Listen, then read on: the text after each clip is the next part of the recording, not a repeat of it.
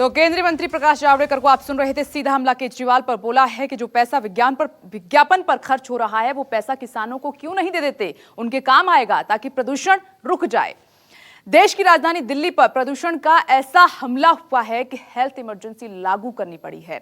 दिल्ली, पंजाब, हरियाणा और यूपी प्रदूषण की चपेट में हैं और हालात बद से बदतर होते चले जा रहे हैं। वहीं प्रदूषण पर सियासत भी अब शुरू हो चुकी है और नेता एक दूसरे पर बढ़ते प्रदूषण का ठिकरा फोड़ते हुए नजर आ रहे हैं।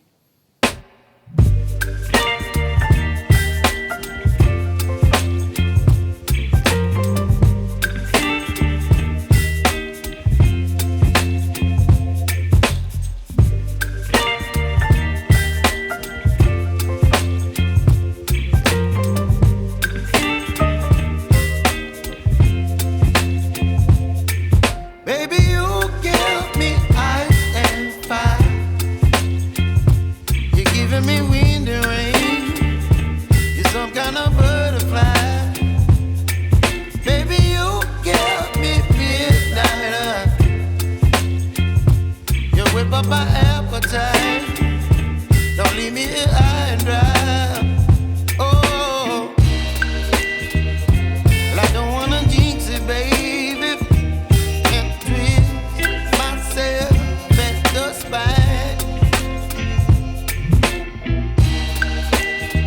Don't wanna overthink it, baby, it's just twist your body and mine.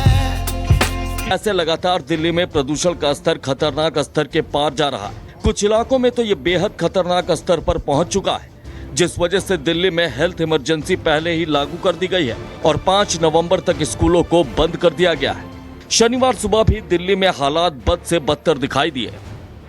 अब हम आपको एक साथ दिल्ली एनसीआर की 5 तस्वीरें दिखा रहे हैं, जहाँ पर स्मॉग की वजह से सब कुछ धुंधला दिखाई दे रहा है। पहली तस्वीर लोधी रोड की है, जहां एयर क्वालिटी इंडेक्स बेहद खतरनाक स्तर पर पहुंच चुका।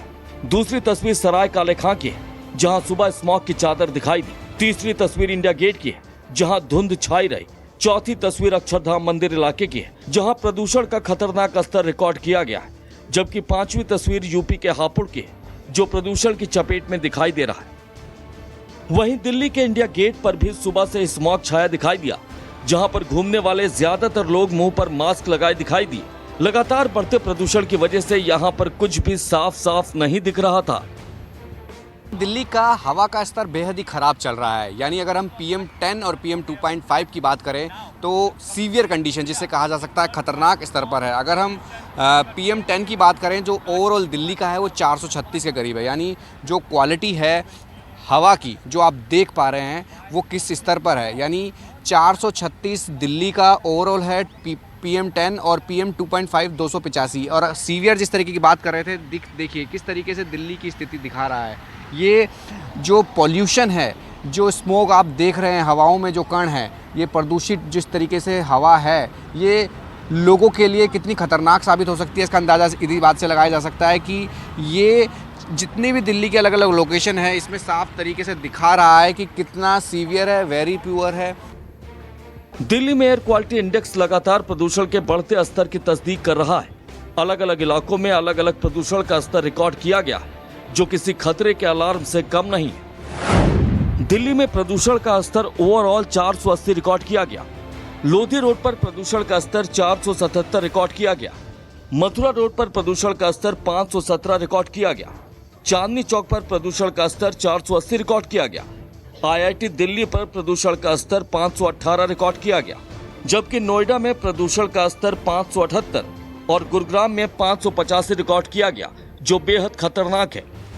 एयर क्वालिटी इंडेक्स राजधानी दिल्ली के हर इलाके में प्रदूषण के बढ़ते स्तर की तस्दीक कर रहा, जिससे साफ है कि दिल्ली की आबो हवा बेहद जहरीली हो गई है और ये किसी की भी सेहत बिगाड़ने के लिए काफी है।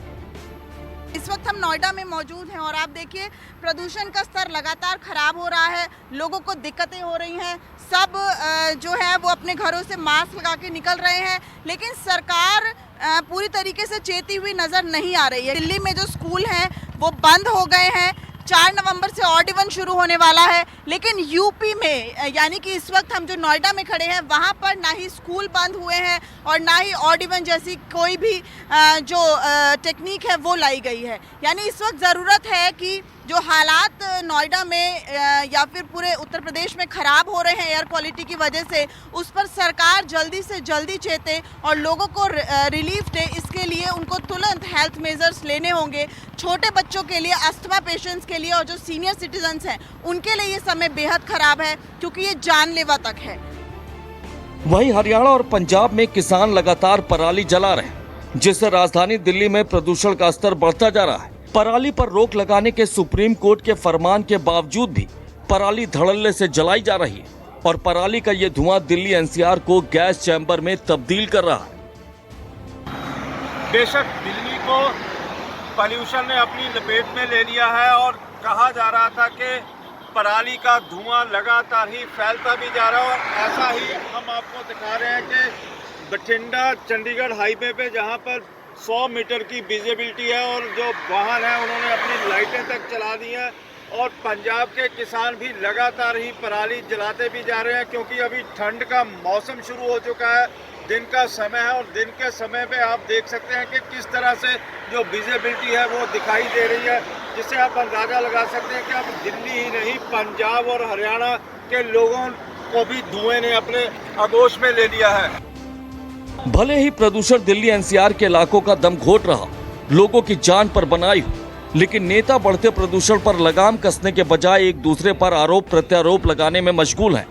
कोई बढ़ते प्रदूषण के लिए जलती पराली को जिम्मेदार बता रहा, तो कोई कूड़े में आग लगाने को प्रदूषण की वजह साबित करने में जुटा हुआ है। कुल मिलाकर नेता प्रदूषण पर अपना पल्ला झाड़ रहे हैं और ठीकरा दूसरे के सिर फोड़ने में जुटे हुए हैं। दिल्ली के जो पड़ोसी राज्य हैं और खास करके पंजाब और हरियाणा, अक्टूबर और नवंबर के महीने में इन राज्यों में पराली जलाई जाती है और अक्टूबर और नवंबर के महीने में उन राज्यों में पराली जलाए जाने की वजह से दिल्ली एक गैस चेंबर में तब्दील हो जाता है और दिल्ली की हवा जहरीली हो जाती है, खराब हो जाती है। कोई एक प्रदेश इसके अंदर दोषी नहीं। आज दिल्ली के भी डंप यार्ड में आग लगी हुई थी, उसका जिम्मेवार कौन है? तो ये एक दूसरे पे जिम्मेवारी डालोगे तो शायद इस देश से पोल्यूशन जैसी चीज दूर नहीं हो पाएगी। आपने अखबार में पढ़ा आज तक कि 5 साल में प्रदूषण को हटाने के लिए उन्होंने कोई उपाय किया हो? उनके पास एक ही तरीका है, सिर्फ पराली पराली पराली पराली पराली पराली। ऐसे चलती है क्या दिल्ली?